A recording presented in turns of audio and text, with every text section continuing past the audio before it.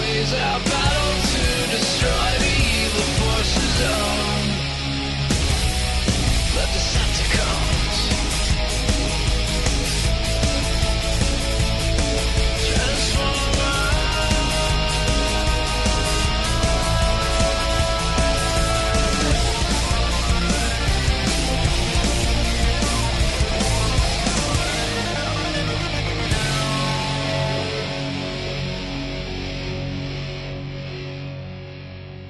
Hey everybody, this is Blazing Geeks. I'm Nick.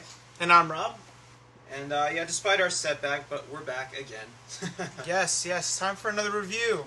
Transformers 2, Revenge of the Fallen. And as you noticed, if you're viewing this on iTunes, that it's not marked with a number. The reason is we decided to not mark our movie reviews, comic or TV, with the numbers. So only the news segment of our show is going to be numbered. So. Yep, so moving on past that little Okay, minute. Okay. Anyway, we saw the sequel, Michael Bay's sequel.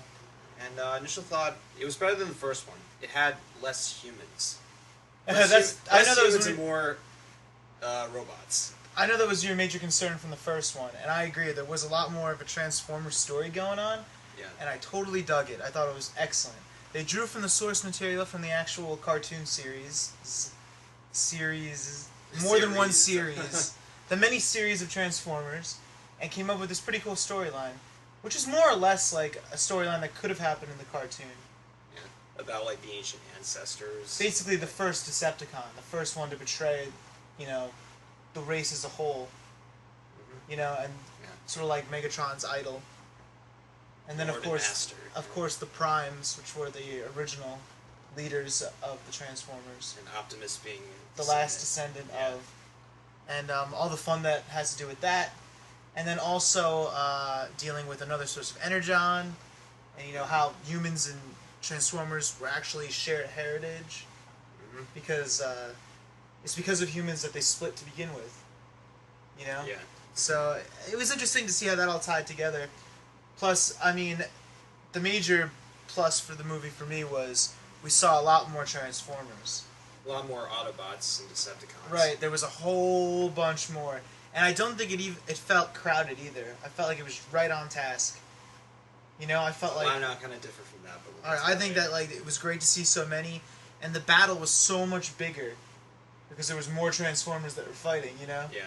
They'll get out of the desert. Alright, but we'll move on. Yeah. Well, I mean, we're focusing on the good stuff. Yeah, so give me some things that are good, Nick. Well, as I said in the beginning, there was less humans in there because, I took issue in the first one with the computer hackers. Like, did she honestly thought that she was going to get away with it?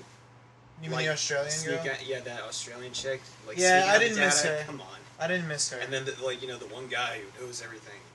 That's it. Oh, yeah, they're the one super hacker. Yeah, that's like every movie, though. Whatever. Alright, so they were gone. They were gone. Yeah, they cleared some gone. room. Yeah. Alright.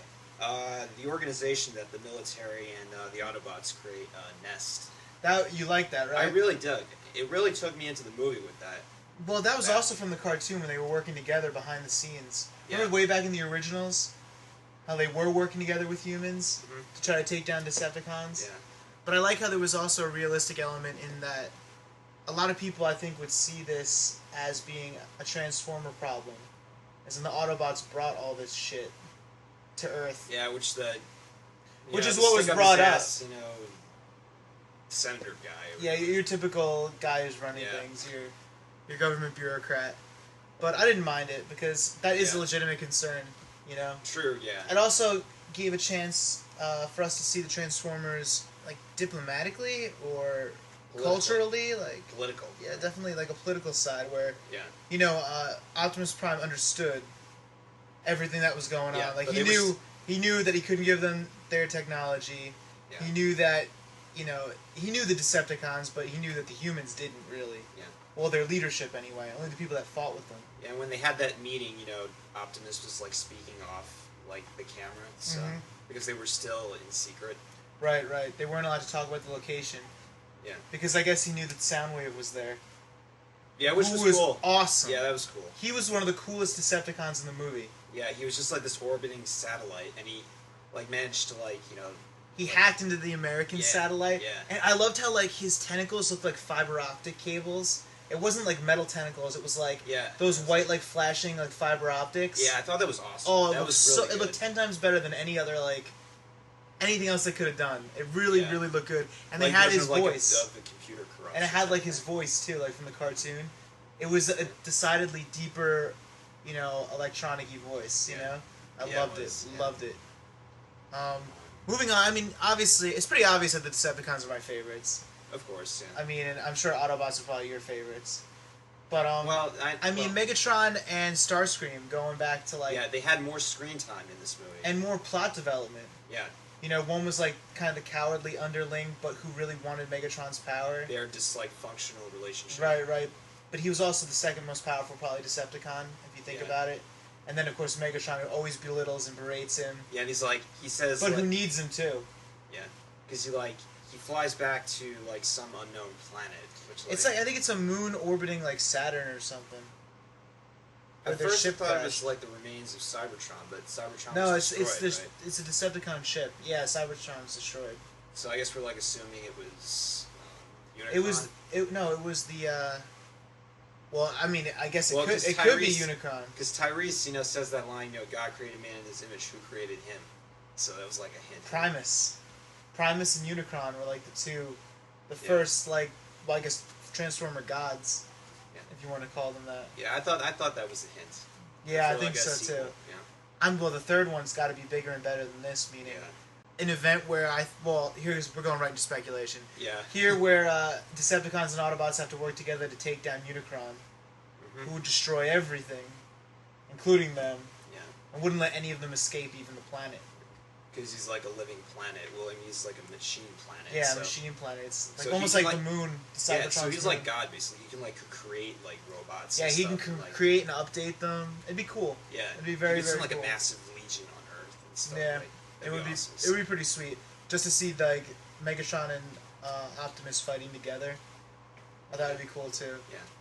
And Peter Cullen, who does the voice of Optimus Prime, he really got to stretch his vocals. I mean, his acting ability. Yeah, he was actually I agree totally, and it worked. Yeah, because I really felt for Optimus when he had to take on all those Decepticons by himself, and ultimately, spoiler, takes his life. So.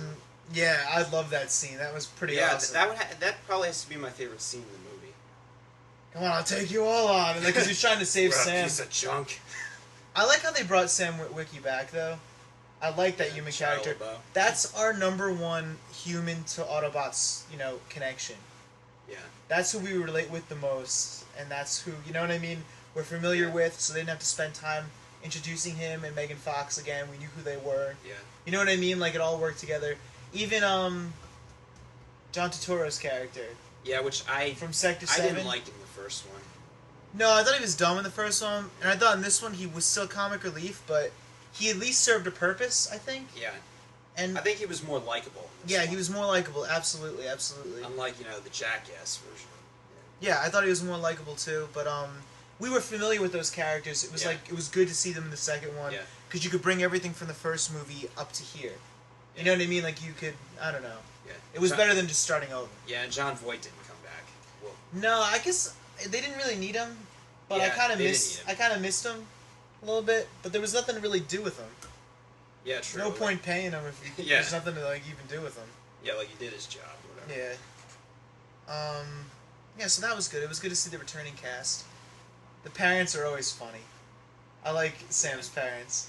Yeah, especially like The college it was scenes like the and sexual stuff. tension in like the house when he's moving out, and like it was like she grabs a bag of weed and like Yeah, she eats magic brownies. It's funny. There's a lot of really funny moments in that movie. yeah, stupid but funny. I thought it was pretty good. I mean, you have to have it kind of lighthearted at the same time a little bit. Because you have a lot of like But- heavy machine fighting and stuff like that. You need like to pull back. I don't know. It's good to have the lighthearted moments in it. Yeah, and Hugo Weaving came back as Megatron, and extra was it Tony Todd, Candyman himself? Yeah, was playing The Fallen. The Fallen, which was awesome. I think all around, I can understand the Transformers' voices better. They were clearer, and I can understand what they were saying. Mhm. Like, remember in the first one, Megatron was on the building, and he was like, so unwise. Like, it took me a few viewings to realize what the hell he was saying.